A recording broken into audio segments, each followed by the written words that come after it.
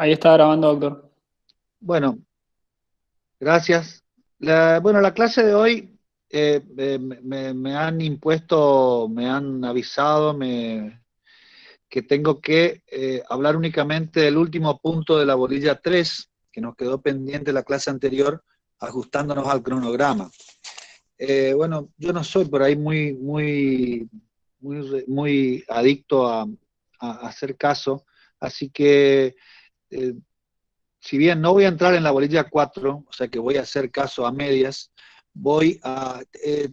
siento la necesidad de hacer algunas consideraciones con aspectos del programa que ya hemos examinado y volcarlos a la realidad. Es decir, ver qué pasa en nuestro derecho y qué pasa en nuestra sociedad en este momento.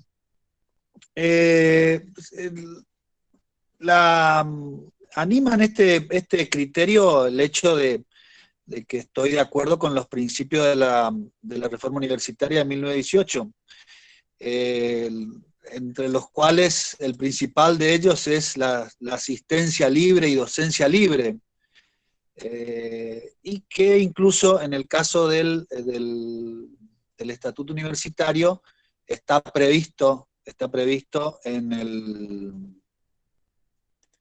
el artículo segundo, cuando habla de la posibilidad de, si bien hay que tener, la función universitaria es la de propender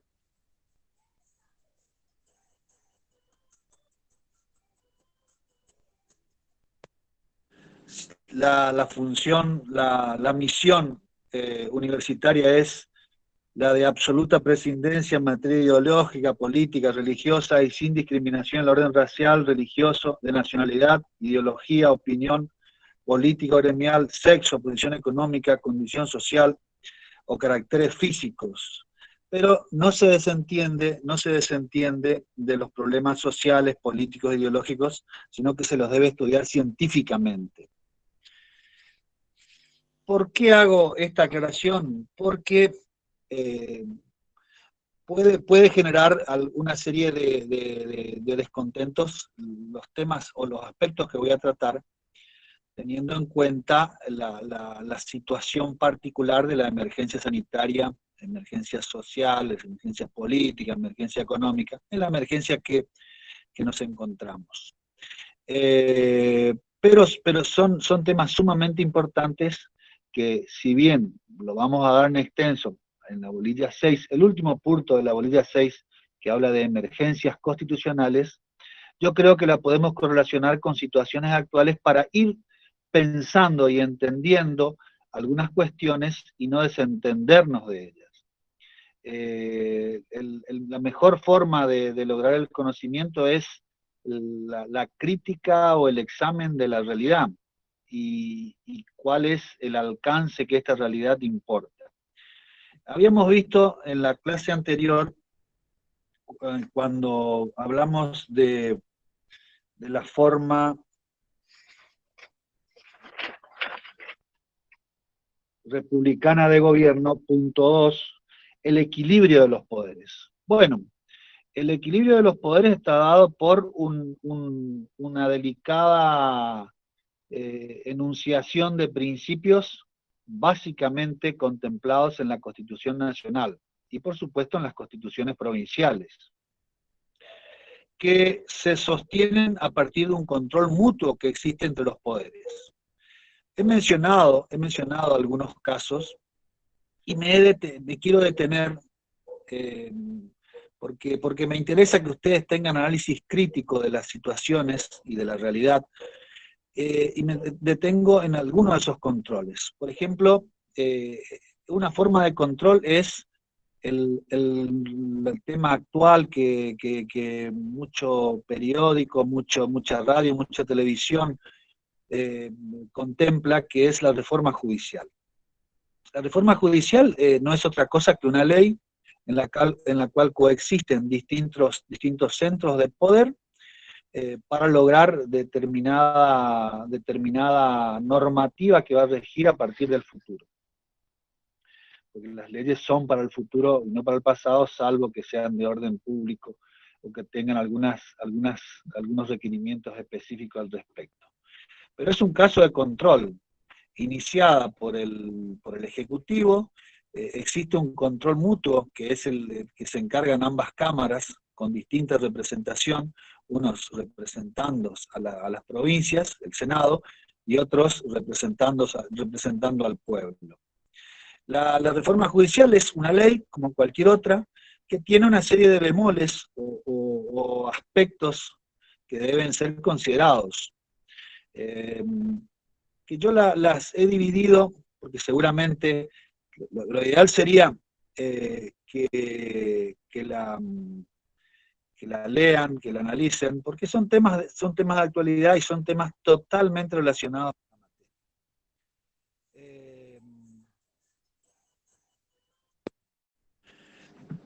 materia. Uno de ellos es la unificación de fueros. La ley habla de la unificación de los fueros, del fuero penal federal, fundamentalmente en la capital federal. Y también con la particularidad de unificar bajo una misma competencia los tribunales penales económicos y los tribunales penales. Y también unifica los tribunales civiles y comerciales con los contenciosos administrativos. La primera crítica es la falta de especificidad o afectar la especificidad que tienen. Un juez penal económico tiene una formación, si bien los demás jueces también la tienen, por eso cumplen el requisito de idoneidad prevista por la Constitución, tienen particularidades en cuanto a la función que desempeñan. Lo mismo ocurre con el fuero contencioso administrativo o el fuero civil y comercial, que tienen principios diferentes, unos de derecho privado, otros de derecho público, con lo cual la óptica con la cual van a analizar determinada cuestión o interpretar determinada situación y aplicar el derecho, necesariamente va a ser distinta porque son distintos esquemas de estructuración. La ampliación de los tribunales es otro de los aspectos que está relacionado. La creación también tiene todo un sistema de creación de tribunales federales en las provincias. Bueno, las provincias tienen sus tribunales federales,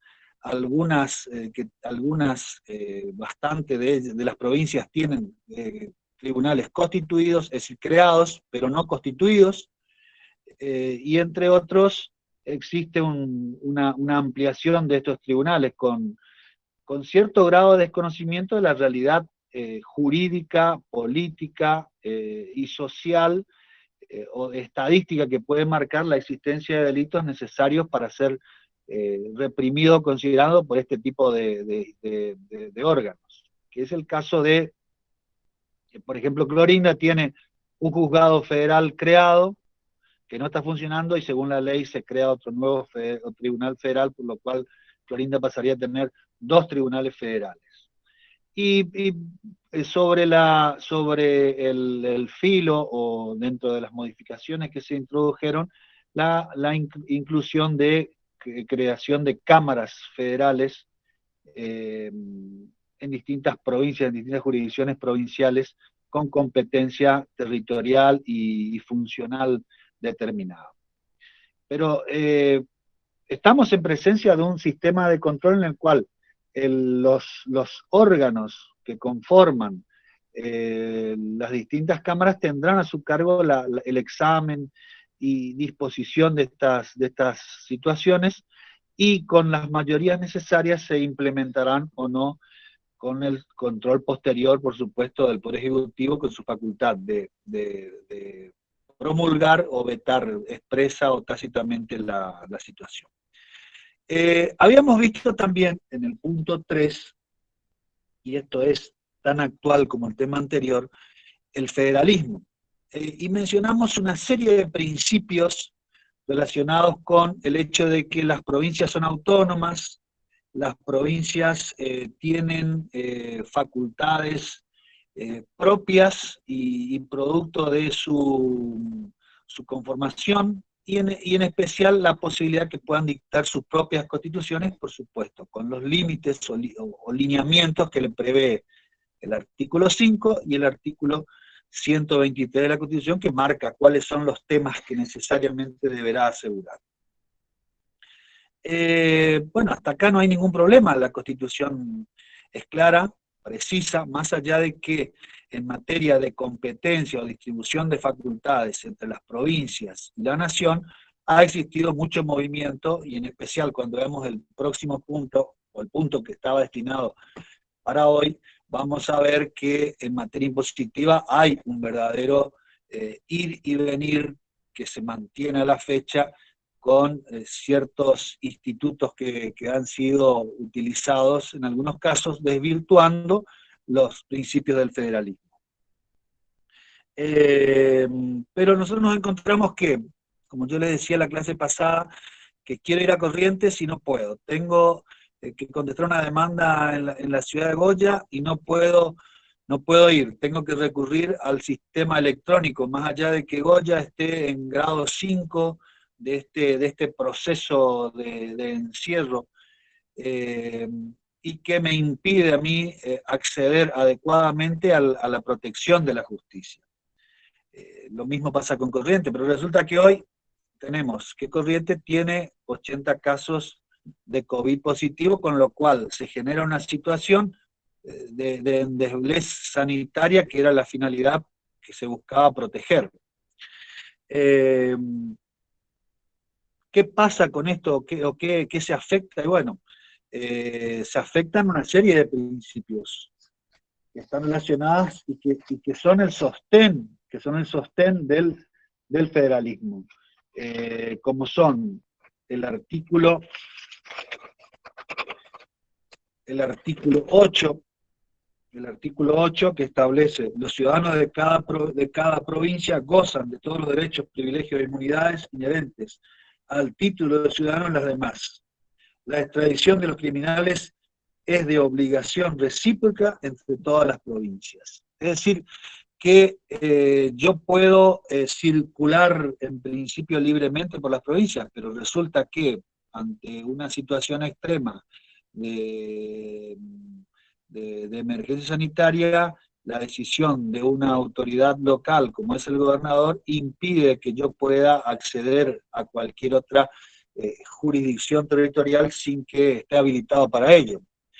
El estado de sitio es la única forma o herramienta de la emergencia constitucional al alcance para poder proteger o resguardar esta situación. El artículo 9, que habla de las aduanas interiores.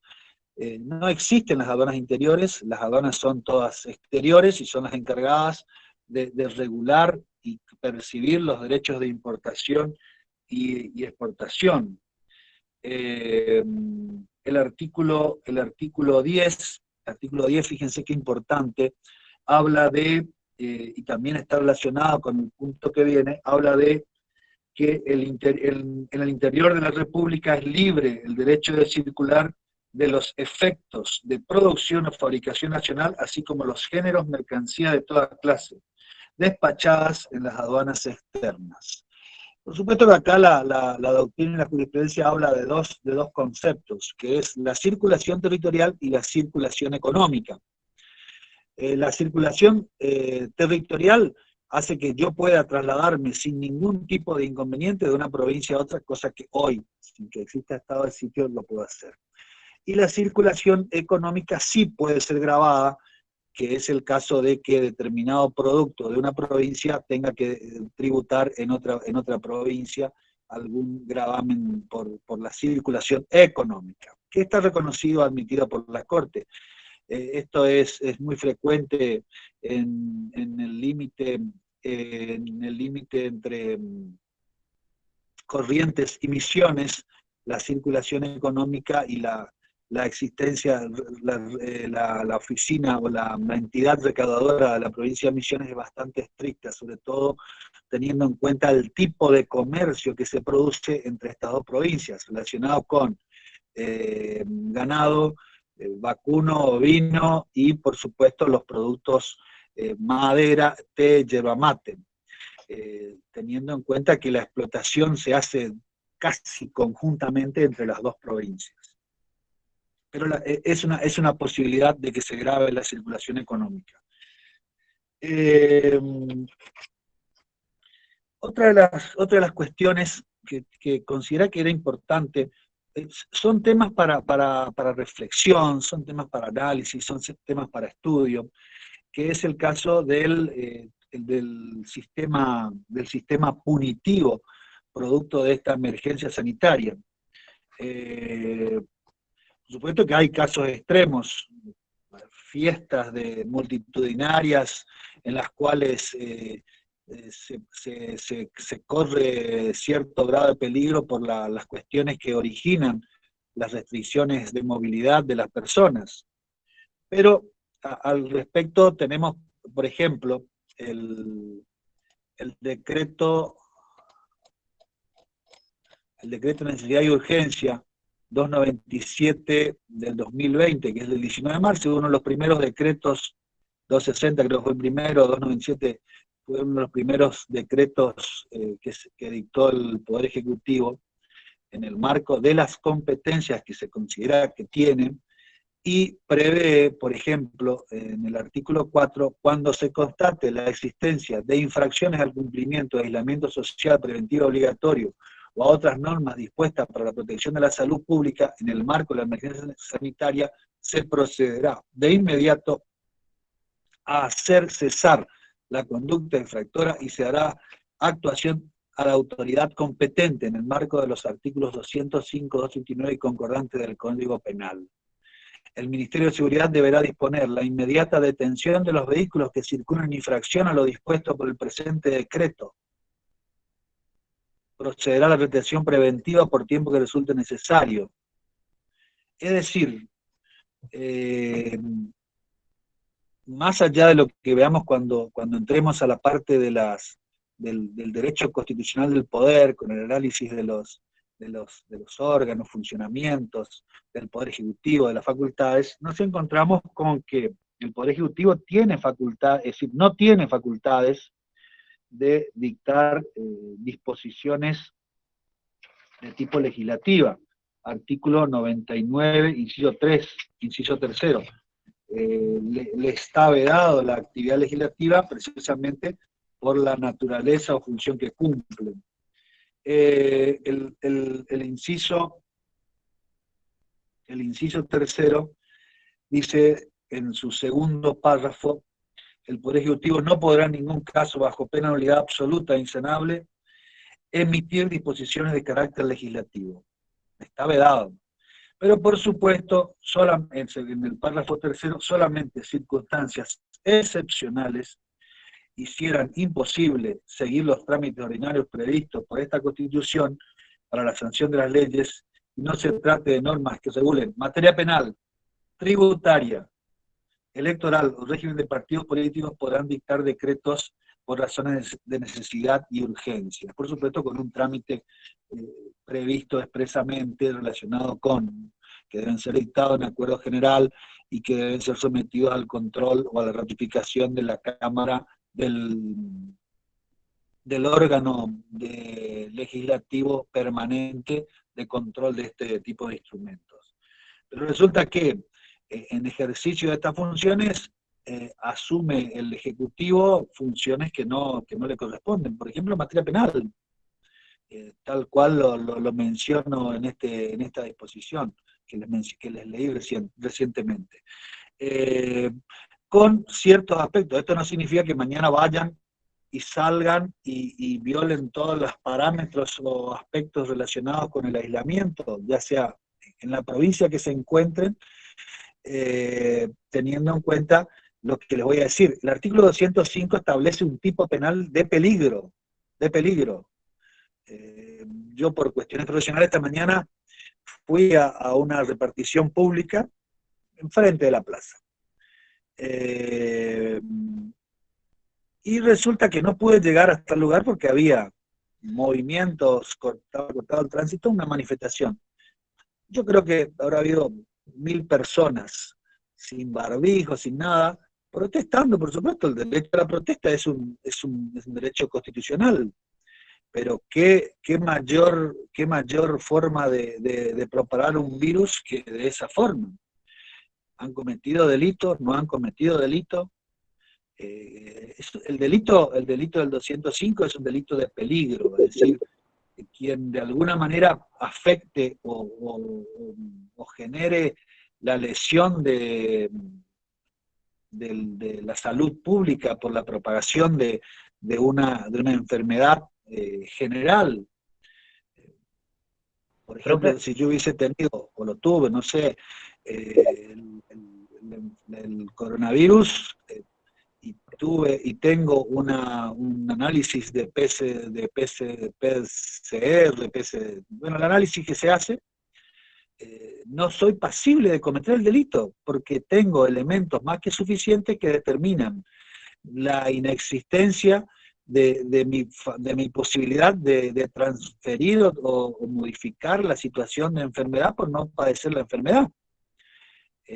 Los delitos son expresamente previstos por la ley, reúnen el principio de legalidad, igual que los impuestos. profe, una Es decir, pregunta. Entonces, aspectos, Lucas, cerrar el micrófono. Doctor, Son aspectos que menciono para alguna manera, todos relacionados con la materia, nunca más actual cada uno de los temas y cuestiones que se plantean. Por ejemplo, ayer se anunció la aprobación por los deudores de la deuda en moneda extranjera. Con lo cual entran a tallar un montón de disposiciones relacionadas con las facultades del Congreso de regular y arreglar la deuda externa del país. También tenemos la circunstancia de que las provincias, con el aislamiento, se afecta de alguna manera el principio del federalismo que prevé el artículo 5 y el 123, nunca desconociendo los principios que para interpretar todas estas disposiciones surgen del preámbulo. Pero siempre también tenemos que tener en cuenta el principio de la indestructibilidad, la preexistencia de las provincias y la indestructibilidad de las provincias en cuanto a su homogeneidad territorial, artículo 13 de la Constitución. La existencia de dos centros de poder distintos, la nación y la provincia, o las provincias y la ciudad de Buenos Aires, hace que existan un choque de facultades que en algunos casos se repelen y en algunos casos se complementan y en algunos casos tienen un tratamiento particular. Esa situación es producto de la naturaleza de nuestro federalismo, en la cual la Constitución resuelve esta contienda en las distintas situaciones que se van planteando. Van a examinar, van a encontrar que esta cuestión de competencia local y competencia federal se da en algunos supuestos. Hoy lo vamos a ver en materia impositiva. Hoy lo vamos a ver en materia impositiva, pero cuando vean las competencias en materia judicial, van a observar que existen distintas facultades de órganos federales y órganos locales, de una provincia y órganos locales de otra provincia. ¿Cómo se va a aplicar la ley en razón de un lugar determinado? ¿Qué ley se va a aplicar y quién la va a aplicar según que el límite entre una provincia y otra sea un río navegable o un río no navegable? Es decir, una serie de cuestiones que tienen que ser compatibilizadas y surgen de los principios previstos en la Constitución. Bueno, nunca más acertado el principio de la preexistencia de las provincias. El preámbulo establece que las provincias son las que conforman la Constitución Nacional, porque preexisten y han enviado a sus representantes. Y en el artículo 121, con la cláusula o norma de reserva, establece cuáles son los principios reservados, que son por descarte. Las provincias se reservan todo aquel poder que no hubieran delegado a la nación. Es decir, que cuando se constituyeron no lo hubieran cedido a la nación por la propia Constitución.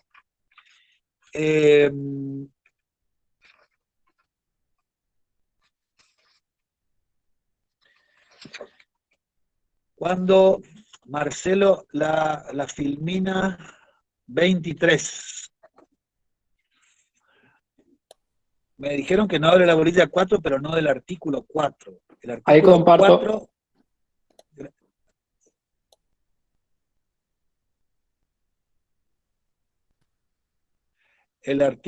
4, el artículo 4 de la Constitución contempla la conformación del Tesoro.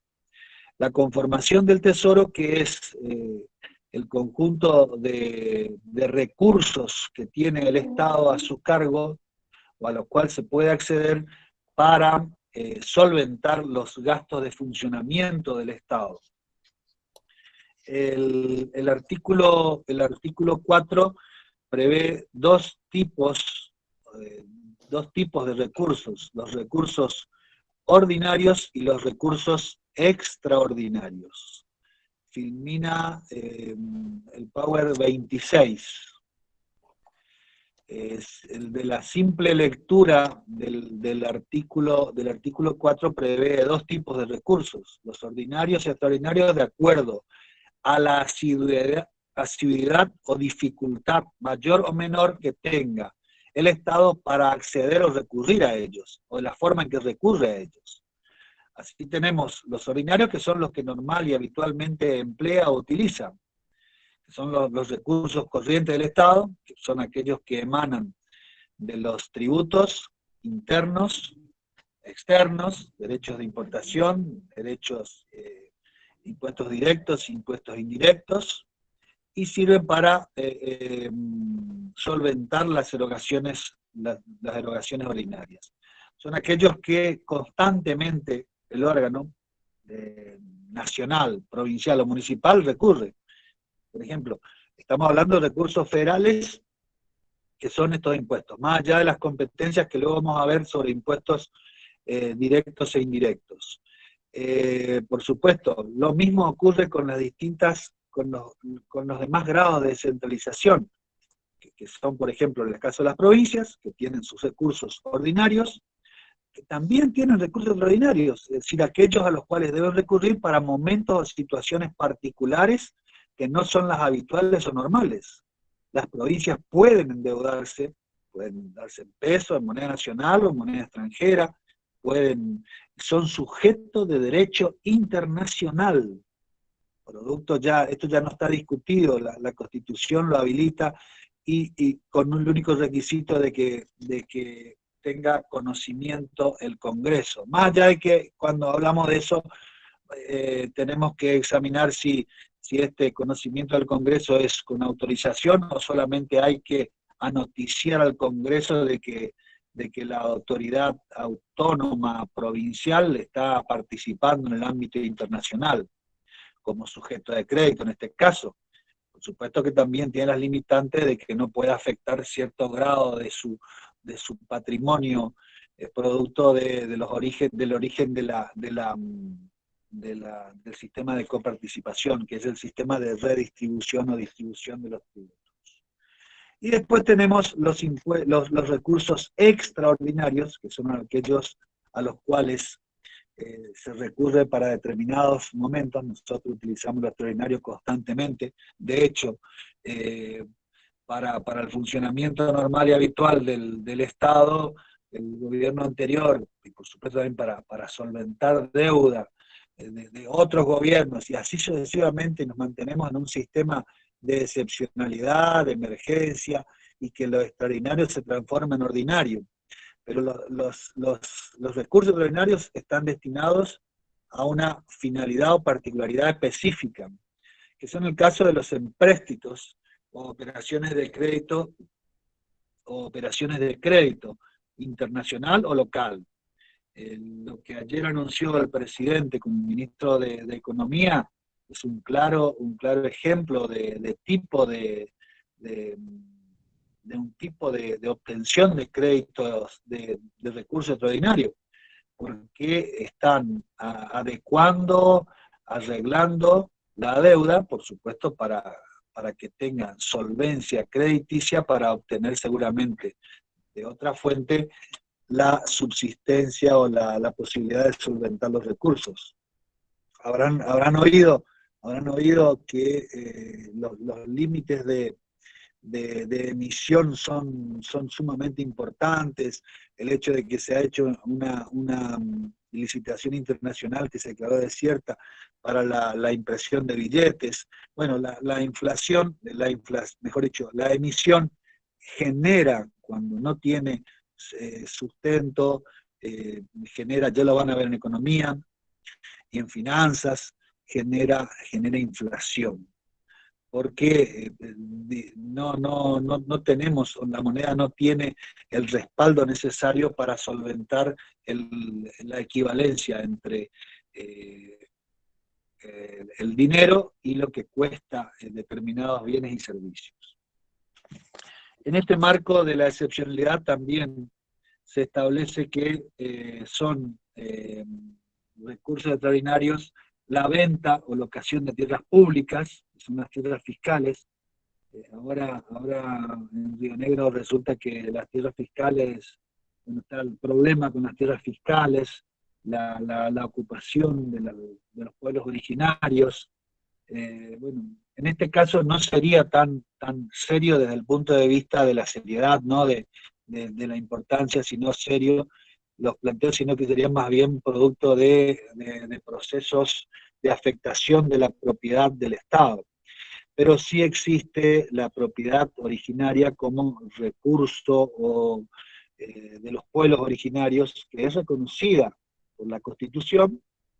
El Congreso tiene facultades para ello, y por supuesto desde el punto de vista de los órganos internacionales, la Corte Interamericana de Derecho ha tenido un montón de fallos relacionados con la utilización de las tierras de los pueblos originarios. El último fallo creo que relacionado con la Argentina está relacionado con una población de Salta, no me acuerdo el nombre de la comunidad originaria, pero está relacionada con el cumplimiento de determinada serie de protocolos e inversiones que tenía que realizar la provincia de Salta para la distribución de tierras y la producción y la obtención de los medios de infraestructura necesarios para su desarrollo.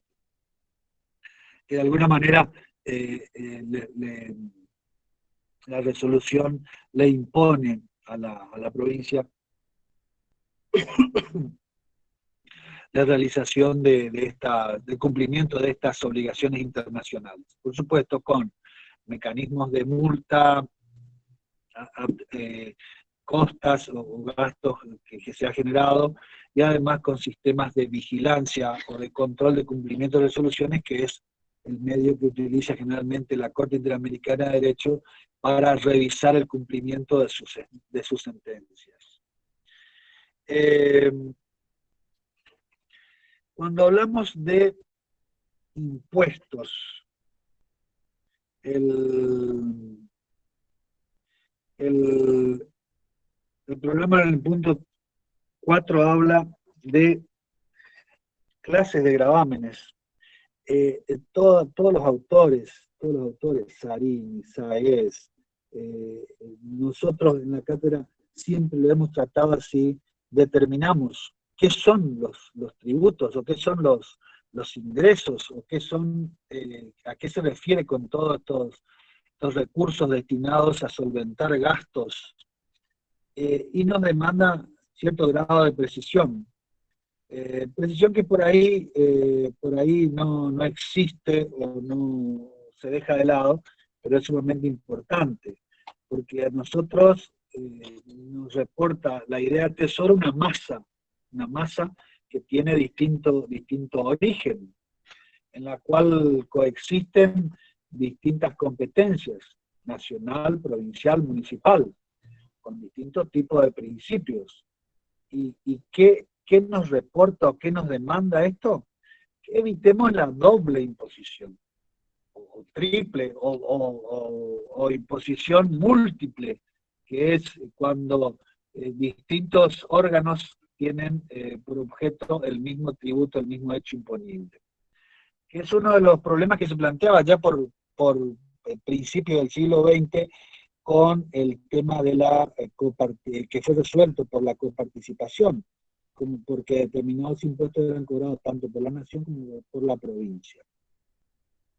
Por supuesto que el problema se solucionó hasta por ahí nomás, y hoy se sigue discutiendo esto por no existir una ley de coparticipación, con lo cual caemos de alguna manera en el sistema de la inconstitucionalidad por omisión, que muchos autores hablan, por el incumplimiento del mandato al Congreso del 75, inciso 2, de la formulación de una ley de coparticipación y la necesidad de crear, la necesidad y posibilidad de crear órganos encargados de cumplir este régimen de coparticipación. Así, por ejemplo, tenemos, desde el punto de vista técnico, que son los impuestos, que son determinaciones que realiza el Estado, puede ser nacional o provincial, sobre determinada capacidad de los individuos, personas físicas o jurídicas, para solventar necesidades generales. El impuesto tiene la particularidad de que no tiene un objeto determinado. Por supuesto se grava la riqueza, los bienes, las ganancias, pero no tiene un destino determinado. Es una masa completa. A diferencia de las tasas, que las tasas de alguna manera son cuantificables o determinables a través, son mensurables a través de un número, de una cantidad, que son, por ejemplo, la tasa de barrido, limpieza, la tasa de registro de inspección que cobran los municipios, que están relacionadas con, en algunos casos, con la capacidad que tiene la empresa o el tipo de actividad que realiza la persona o la empresa. El frente de la casa, del inmueble, de la propiedad privada, para aplicar el régimen del barrido y de la limpieza, que es una parte proporcional, de acuerdo al lugar que se encuentre también. Y las contribuciones o contribuciones de mejora o contribuciones especiales, que son aquellas que cobra el Estado con motivo de la plusvalía. Se decía, es un concepto netamente marxista, pero netamente marxista porque lo hablaba Marx en El Capital, que es el mejoramiento del valor de un inmueble, del valor de determinado bien, mejor dicho, con motivo de determinada obra pública a la cual excede. Sin lugar a dudas, la existencia de un pavimento, de un asfalto, en una calle de tierra mejora el valor de una propiedad, una avenida cerca de un inmueble mejora la posibilidad de acceso y por tal el valor de la propiedad. Entonces existe una contribución por la cual la persona frentista o no frentista colabora con la participación del costo de esta obra con motivo de su beneficio personal. En materia impositiva existen principios, como yo les decía recién cuando hablábamos de derecho penal, que hablamos del principio de legalidad, por el cual se reconoce que si no hay ley, no hay delito, es decir, si no se establece cuál es la conducta típica reprochable, no existe delito. Lo mismo ocurre, el mismo principio se aplica en materia impositiva. No hay impuestos sin ley, que es el principio de legalidad, primer principio, el principio de legalidad. Es decir que el impuesto debe ser creado por ley, debe surgir de una ley formal, es decir, una norma dictada por los órganos locales o provinciales que establezcan sobre la base de un hecho imponible determinada contribución de tipo general. En esto el principio básico fundamental nos da el artículo 19, que es la norma, el principio norma de liberalidad, por el cual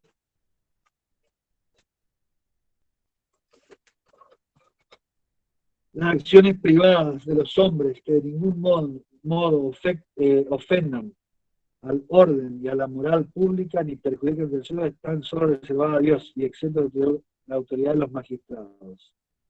Ningún habitante de la nación será obligado a hacer lo que no manda la ley ni privado de lo que ella prohíbe. Es el principio rector que rige no solamente la actividad individual, sino la actividad fiscal. Este principio es complementado con nuestro pariente, o con el mencionado ya artículo 99, inciso 3, que hablaba de las facultades del Ejecutivo, y por supuesto el artículo 76. El impuesto debe estar establecido por ley, en caso de que no sea, se puede considerar como confiscatorio o afectatorio de un principio rector del sistema tributario, del sistema impositivo, de los recursos federales. La igualdad fiscal, otro principio. El artículo 16 habla de la igualdad. La igualdad no significa que todos tienen el mismo tratamiento, sino que es, por la naturaleza relativa de los derechos, es el mismo tratamiento a quienes se encuentran en idénticas situaciones. Siempre cuando yo hablo de igualdad, cuando yo menciono el artículo 16, cuando yo quiero dar ejemplos, utilizo los impuestos. ¿Por qué? Porque por naturaleza el principio de igualdad es un principio rector en materia de impuestos. Esto no significa que todos van a pagar el mismo impuesto, sino que van a pagar impuestos o el mismo impuesto quienes se encuentren en idéntica situación. Es decir, que se posibilita, lo ha considerado la Corte como admisible o posible, que los categorías de contribuyentes. Por ejemplo, lo más simple, la categoría de contribuyentes es que encontremos contribuyentes exentos, por ejemplo, con respecto al impuesto a las ganancias, los contribuyentes monotributistas, que tienen distinta categoría, A, B, C, que tienen un monto de imposición que está relacionada con la categoría en la cual se encuentre, y en el caso de las ganancias contempla esa suma, esa porción mensual que pagan, ya incluye la cuota de ganancia. Los responsables inscriptos que tienen un tratamiento diferente y que tienen ingresos que se introducen al sistema fiscal de una manera diferente por periodos. Posiblemente habrán escuchado los contribuyentes del impuesto a la ganancia de la cuarta categoría, que son los trabajadores que tienen un ingreso determinado que por una fórmula hacen que deban pagar determinado ingreso a partir de determinada retribución salarial que estos puedan tener. Por supuesto que los principios que orientan la igualdad fiscal son el de proporcionalidad, que debe tener un grado de proporcionalidad. Por supuesto, los grados en nuestro sistema impositivo están totalmente desvencijados, a tal punto que la carga impositiva de los distintos tributos, y en particular de los individuos, es, si se quiere, excesiva. Y la uniformidad, que no significa todos el mismo impuesto, sino que tiene que tener un mismo criterio en cuanto a su determinación. El principio de equidad. El principio de equidad está relacionado con la razonabilidad del impuesto del tributo y el alcance que este tributo puede tener. La Corte en ciertos momentos, y la doctrina lo ha considerado, utilizar un porcentual como el equitativo, pero la verdad que no hay, ante un sistema, como dije, desvencijado en materia impositiva en el país, no existe posibilidad de contemplar un porcentaje porque cada vez aumenta, y si ustedes leen un poquito los diarios van a ver que hay la posibilidad de que se aumenten los impuestos, que se aumenten el porcentaje o la base imponible para los impuestos a las ganancias, la creación de un impuesto excepcional a la riqueza, y así nuevos recursos para solventar a un estado que cada vez crece más. Y la finalidad es otro principio importante, que es que los tributos están destinados a un principio de estabilidad, de utilidad o de bienestar general. Es decir, hacia quién tienden o están destinados estos tributos.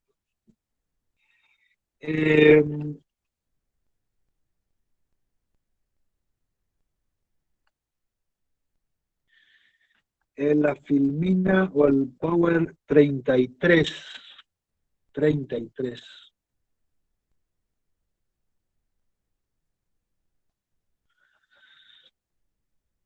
Habla de los tipos de gravámenes. Fíjense ustedes, impuestos, tasas y contribuciones, que ya las definimos, y después cuando habla de impuestos habla de los directos e indirectos. Y a su vez los indirectos pueden ser internos o externos. La filmina siguiente, la 34, nos permite a nosotros, les va a permitir a ustedes encontrar las dos categorías de directos e indirectos.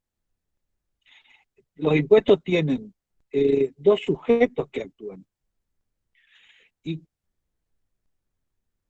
que Villegas los denomina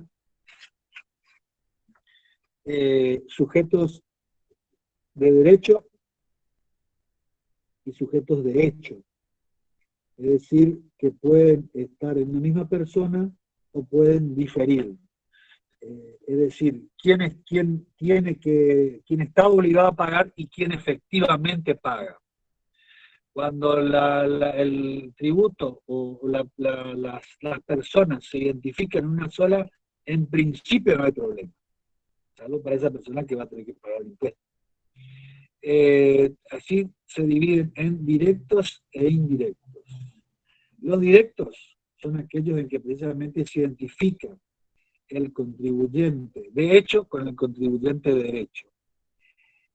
Por ejemplo, el impuesto a las ganancias, el impuesto a la riqueza, el impuesto al patrimonio o los bienes personales, lo paga quien es el titular de esa ganancia, quien es el titular de ese patrimonio, quien es el titular de esa obligación. Son el impuesto a las ganancias, el impuesto a los bienes personales, es típico caso de eso. Y el impuesto indirecto, es decir, coincide en una misma persona el sujeto de hecho y el de derecho.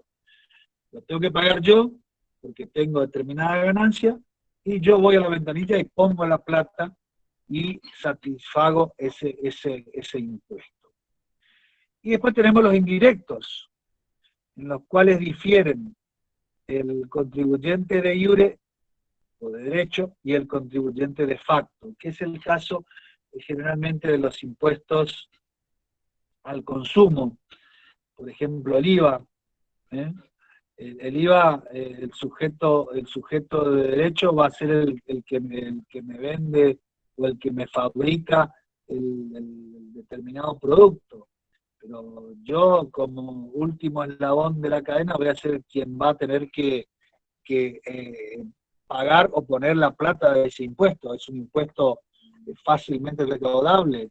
El impuesto al tabaco también.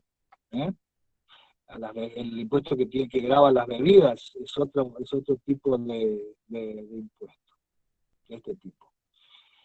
La filmina 38. Bueno, Acá se nos presenta ante la Doctor, situación, sí, una alumna, un alumno tiene una pregunta respecto de los principios. a ver, Pregunta sobre el principio constitucional de no confiscatoriedad. sí, está relacionado con los principios que yo le mencioné, que son el de proporcionalidad, el de legalidad. El de no confiscatoriedad significa, está relacionado con, no, con lo que yo les dije que la Corte ha mencionado parámetros para considerar si un impuesto era adecuado o no, que es el principio que se llama también de razonabilidad, si es razonable o no. Y lo que no es razonable es confiscatorio. Pero no existe expresamente un mecanismo que te diga, tal porcentaje es confiscatorio, tal porcentaje no es confiscatorio. Porque precisamente la Corte ha mencionado en distintas oportunidades distintas formas de manifestarse. Por ejemplo, actualmente las entidades de juego pagan un impuesto a las ganancias distinto, en el caso que sean sociedades comerciales, pagan un impuesto a las ganancias distinto a las personas que no cumplen esta actividad, que creo que va alrededor del 41%. Si vos me decís que eso no es confiscatorio, bueno, estamos cerquita. Pero bueno, son las particularidades. En este caso, ese tipo de impuestos no existe todavía pronunciamiento más allá de la existencia de medidas cautelares que suspenden este porcentaje y que hace que, por ejemplo, las sociedades que se dedican al juego de azar tengan un tributo al impuesto a las ganancias que ronda los 35%, y no el 41, 42 que tendría que ser con estas modificaciones legislativas que aparecerían como confiscatorias. Por eso, la confiscatoria es cuando el porcentaje sobre el cual recae aparece como arbitrario, excesivo y no tiene sustento en el principio de razonabilidad. Por eso van a ver algunos libros que digan, sí, la confiscatoria está dada porque el tributo no pasa el 35%. Bueno, hoy ya sea en forma individual, antes era en forma individual, ahora ya individual o colectivamente, ya no importa, tenemos que cualquier actividad está grabada alrededor del 50, 50 y algo por ciento. Por ejemplo, un profesional liberal, abogado, contador, o abogado que ejerce la actividad libre y que es responsable inscripto, tiene que pagar ingresos, bienes personales, aportes a la caja previsional de abogados y impuestos provinciales, el impuesto a los ingresos brutos. Con lo cual, si tiene que cobrar 100, yo creo que va a terminar, no es que creo, estoy convencido y lo he sufrido, que va a cobrar 50 por 50 pesos cada 100, aproximadamente. Con lo cual, el socio del profesional liberal, tanto el abogado, el contador, que es el caso que de alguna manera, en el cual me detengo ahora, tienen un socio muy voraz, que es el poder de tributación del Estado federal y del Estado provincial. Creo que con eso está más o menos respondida la pregunta. La filmina 38. Habíamos visto que, en esto es interesante que me sigan con la Constitución. Por supuesto, me imagino que si no están durmiendo, están con la Constitución en la mano. Porque en materia de competencia, en materia impositiva, existen, en este cuadrito que ustedes ven acá, que yo les voy a hacer una corrección que está ahí en los dos, coexiste todo el sistema impositivo federal. con la particularidad de determinarse las competencias. Acuérdense, un Estado federal reporta competencia local y competencia federal. ¿Y dónde se van a pelear o discutir o agarrar a trompadas las provincias y la nación? Donde hay plata. En el reparto de los fondos. Tenemos dos tipos de impuestos hasta ahora, tal cual habíamos hablado. Los impuestos directos y los impuestos indirectos. Los impuestos indirectos son impuestos que cobran los gobiernos provinciales. Son tributos exclusivamente de las provincias. Pero no podía ser satisfactorio esto porque el convencional le estableció, inciso 2, 75, inciso 2, imponer contribuciones directas como facultad concurrente con las provincias. Imponer contribuciones directas por tiempo determinado, proporcionalmente iguales en todo el territorio de la nación, siempre que la defensa, seguridad común y bien general del Estado lo exijan. Las contribuciones previstas en este inciso, con excepción de la parte o el total de lo que tengan asignaciones específicas, son coparticipables. Esta situación nos reporta a nosotros dos cuestiones. ¿Quién lo cobra?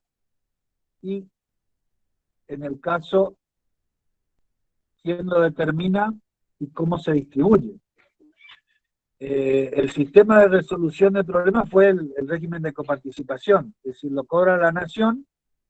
Vamos a encontrar que el impuesto indirecto es una facultad concurrente, pero resulta que la provincia no es la que lo cobra. Por ejemplo, el impuesto a las ganancias, que sería un impuesto, el impuesto al consumo, que sería un impuesto indirecto, no lo cobra la provincia, porque no, a pesar de que sea concurrente, lo cobra el Estado federal y lo coparticipa con las provincias. 75, inciso 2. Después tenemos los impuestos indirectos. Después tenemos los impuestos indirectos que pueden ser de distinto origen, que son los indirectos externos y los indirectos externos. Los externos están en el 75, inciso 1, que habla de los derechos de importación y exportación. Acuérdense, nuestras aduanas exteriores, que son los encargados de recaudar los fondos. La AFIP está compuesta por dos órganos, o por dos direcciones, la Dirección General Impositiva y la Dirección General de Aduanas, que es la que tiene a su cargo todo lo relacionado con los derechos de importación y exportación.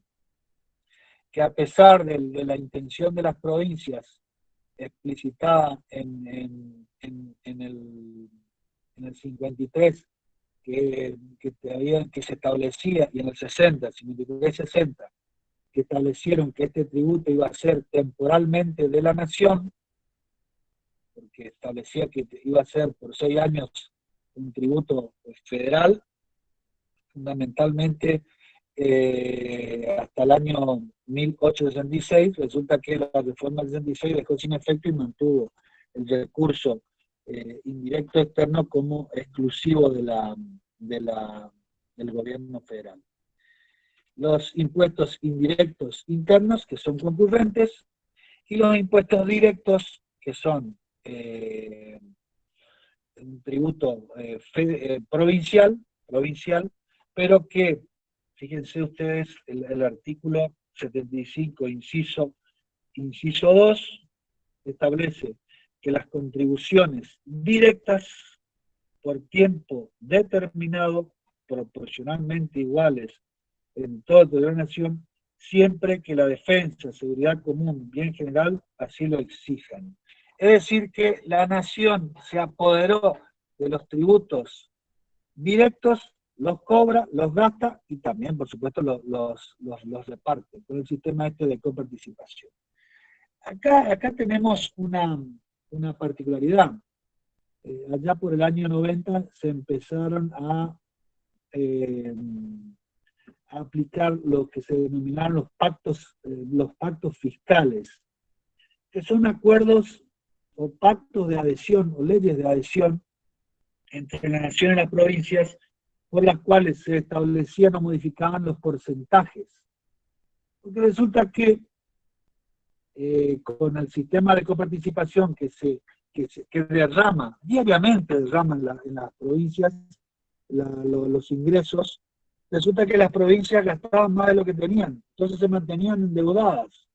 Entonces, ¿de qué manera la hermana menor, que después se transformó en la hermana mayor, que es la nación, cómo controla a las provincias? Muy simple, a través de pactos fiscales federales, que son acuerdos por los cuales se establecen pautas de requisitos de cumplimiento y pautas en cuanto al tipo de tributos. El último de los acuerdos creo que es del 17 o 18, durante el gobierno de Macri, que establecía una reducción con la finalidad de sincerar los impuestos. Se establecía un mecanismo de disminución progresiva de determinados tributos, que se aplicaba con respecto a los sellos, los ingresos brutos. Era una forma de sincerar y disminuir la carga fiscal. Bueno, esto se fue dando, las provincias fueron más o menos adecuándose, la nación para esto tenía programas o mecanismos de compensación. Por supuesto, el primer acto de gobierno del nuevo gobierno del 19 fue dejar sin efecto este pacto. Bueno, entonces estamos ahora volvimos sin perjuicio de que nunca se fue, volvimos a un sistema de impuestos que acapara o constriñe de manera excesiva a las personas físicas o jurídicas.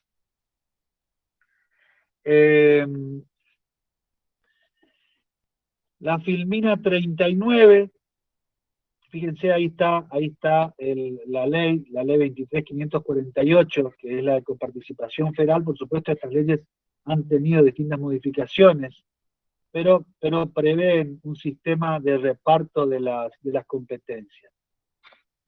Es muy importante el 75 inciso 2, porque no solamente establecer el origen o la competencia en materia de recursos, que ya no hay duda hoy, más allá de la excepcionalidad esta del gobierno federal, que puede hacerse cargo en condiciones excepcionales de los tributos directos, por cuestiones de emergencia, por tiempo limitado, seguridad, bueno, bla, bla, bla, lo que les leí recién, el segundo párrafo, que genera distorsiones. Por ejemplo, el impuesto a la renta, 1930, se mantiene vigente a la fecha, bajo la forma de impuesto a las ganancias, recurso provincial, que es absorbido, que es cobrado, que es después, bueno, participado por el gobierno federal.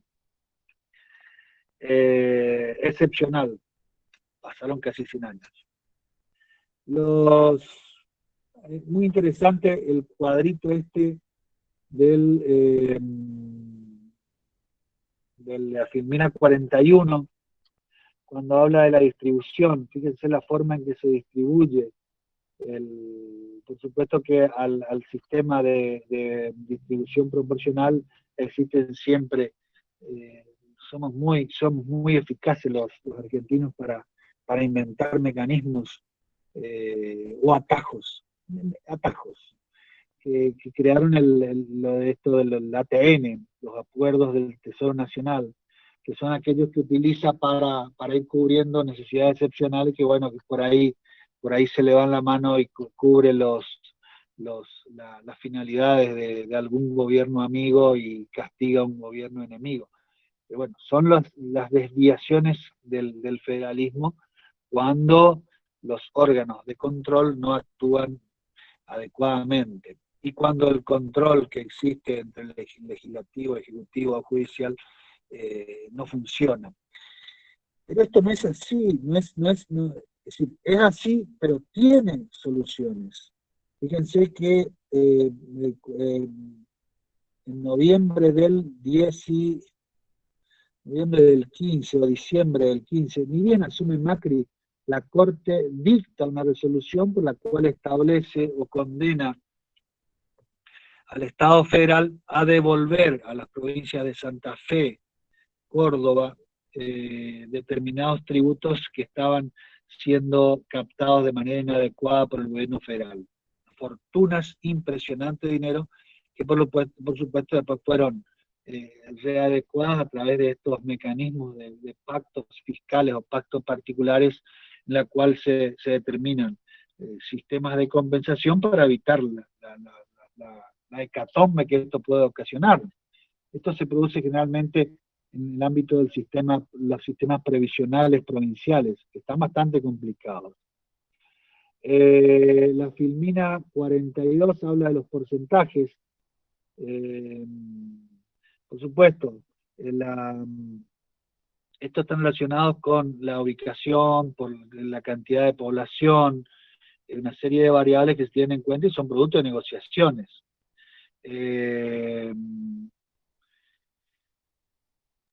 Los convenios de coparticipación, muy interesante la filmina 44, cuando habla de los convenios de coparticipación, impuestos que se coparticipan, el impuesto al valor agregado, el impuesto a las ganancias, impuestos internos, impuesto a transferencia de inmuebles, impuesto a los bienes personales, monotributo.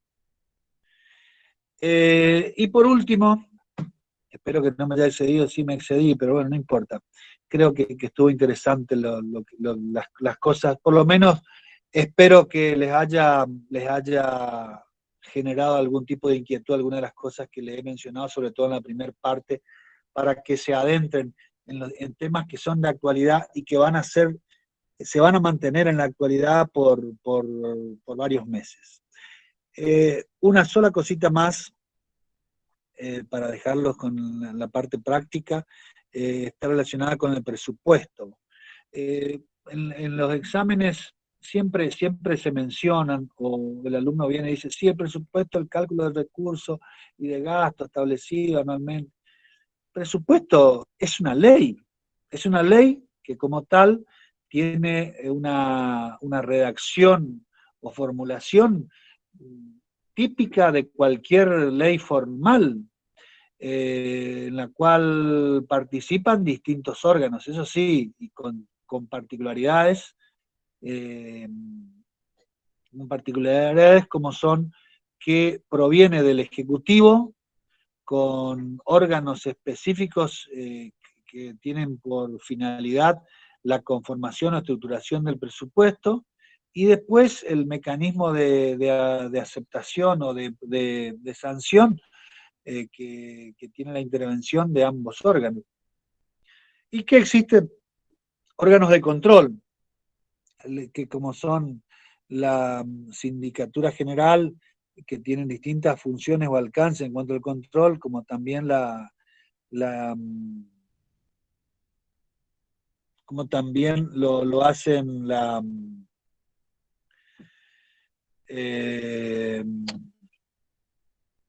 bueno, se me fue, suele ocurrir.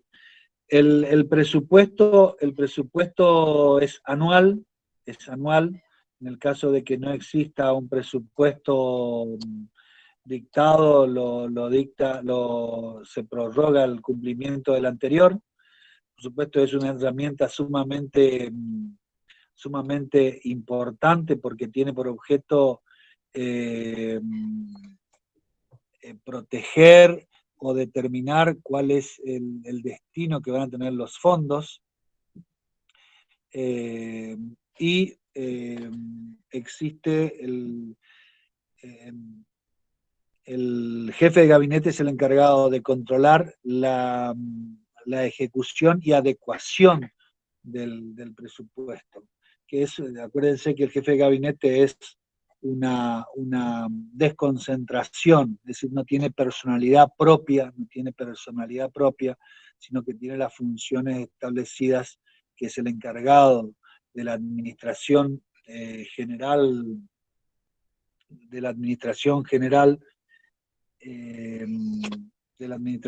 del país, y en materia de presupuesto es la autoridad fundamental. Van a ver por ahí que existen normas que le confieren al jefe de gabinete facultades de reasignar partidas, y esto también se hace en el marco se hace en el marco de las funciones que tiene extraordinarias y en la emergencia. Los gobiernos anteriores al de Macri, por supuesto, han tenido estas facultades que de alguna manera son importantes y producto de una delegación legislativa. Bueno, con eso estamos al día. Buenas tardes.